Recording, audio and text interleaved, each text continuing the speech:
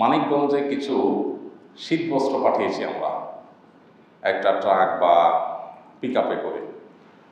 তো সেখানকার একজন জনপ্রতিনিধি, আমি নাম বা পদের কথা না বললাম, তিনি আমাদের সেখানকার যে স্থানীয়ভাবে যারা ভলান্টিয়ারি করতেছে, আল্লাহর জন্য যারা খাটে পরিশ্রম করে, কোনো বিনিময় নাই, পয়সা করি নাই, সেই ভলান্টিয়ার যিনি আছেন আলেম, মসজিদের এক ইমাম আছেন, ওনাকে বলতেছেন যে এটা আপনারা আমাদের কাছে দেন, আমরা আমাদের ছেলেপেলেদেরকে দিয়ে বিতরণ করে দেব।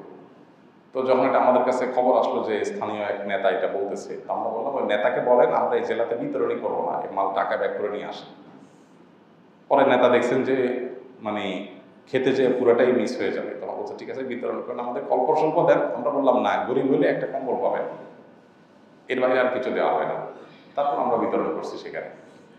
ঢাকায় একবার যে কোনো একজন বড় নেতা, ওনার এলাকা, নির্বাচনী এলাকা অনেক বড় নেতা, ওনার নির্বাচনী এলাকায় কোরবানি করতে হবে কয়েকটা মাদ্রাসায়, ওনার নিজের জন্য না, বলছে যে আমার নির্বাচনী এলাকায় কয়েকটা মাদ্রাসার জন্য একটু কোরবানির ব্যবস্থা করে দিন, গরু ছাগল।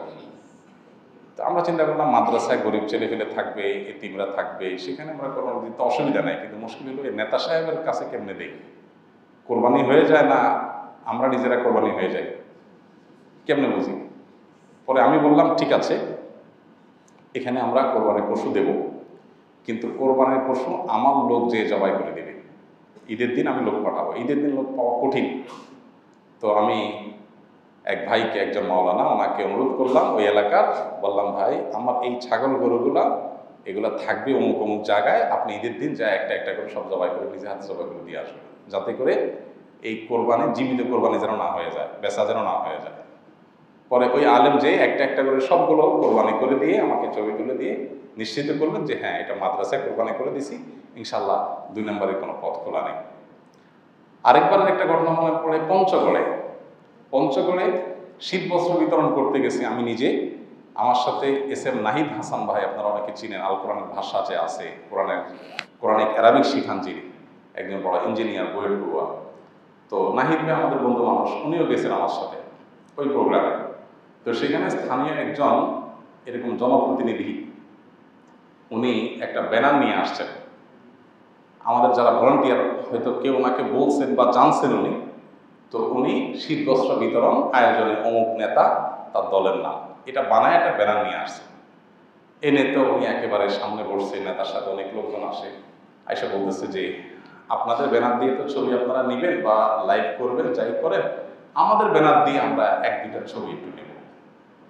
তো আমি চিন্তা করলাম মানুষ টাকা পয়সা দিছে আল্লাহর জন্য, আর উনি ওনার দলের জন্য, দলের পক্ষ থেকে এটা হাইজ্যাক করে নিয়ে যাবে, এটা তো আমি বেঁচে থাকতে হতে দিতে পারি না। কিন্তু উনি নেতা, ওনার এলাকায় আমরা গেছি, কথা না শুনলে মাইর দিতে পারে, কি করা যায়। তো আমি বুদ্ধি করে চিন্তা করলাম ঠিক আছে বিতরণ হতে থাকুক। ওনাকে বললাম ঠিক আছে অনেক কম্বল তো, আপনার তো একটা ছবি দরকার, নেওয়া যাবে, আপাতত আমরা দিতে থাকি। তো দিতে আসে আমরা টোকেন দেখে দেই।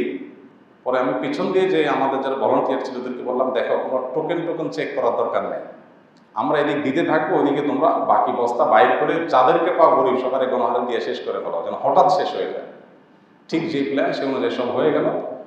এবার দিচ্ছে এখন অনেক আছে, হঠাৎ করে ওই দিক দিয়ে গোপনে সব দেওয়া শেষ, পিছনে যারা আসছে গরিব মানুষ সবাইকে।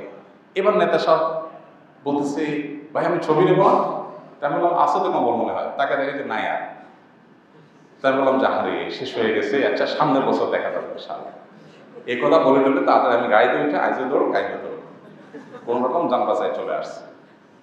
ফিল্ডে আমরা যারা কাজ করি আমাদের যত গল্প হয় এগুলো একত্র করলে মোটামুটি উপন্যাস হবে, কিভাবে যে আমরা এই দস্যুপনা থেকে, চাঁদাবাজি থেকে আপনাদের আমানতের টাকাগুলোকে হেফাজত করার জন্য আমরা প্রাণপণ লড়াই করি। প্রশ্ন করছে, আমি তাকে মোবারকবাদ দিতে চাই, চমৎকার প্রশ্ন করেছেন এবং দরকার ছিল এটা আমার, যে আমরা কেন নেতাদেরকে হাইলাইট করি না। কারণ এই যে নেতাদেরকে হাইলাইট করলে নেতারা বলে ঠিক আছে শক্ত দিয়েছেন 10টা রেখে দেন, আমার লোকজন আছে। তো ওনার এই অজানা অচেনা লোকজন বা নেতা কর্মীদের পেট ভরার জন্য অন্তত আমরা মানুষের টাকা ব্যবহার হতে দিই না। আমাদের জ্ঞাতসারে আজও পর্যন্ত কোনো প্রজেক্টে আলহামদুলিল্লাহ এরকম কেউ এসে ভাগ বসাবে মানুষের দানের টাকা, সে সুযোগ আমরা আলহামদুলিল্লাহ এখনো পর্যন্ত আমাদের জানাতে দেই নাই, আল্লাহ শুকর।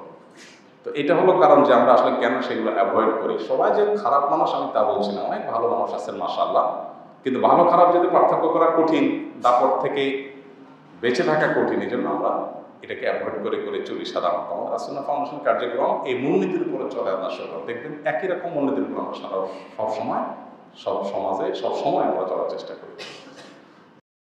আসুন্নাহ ফাউন্ডেশন, উম্মার স্বার্থে সুন্নাহর সাথে।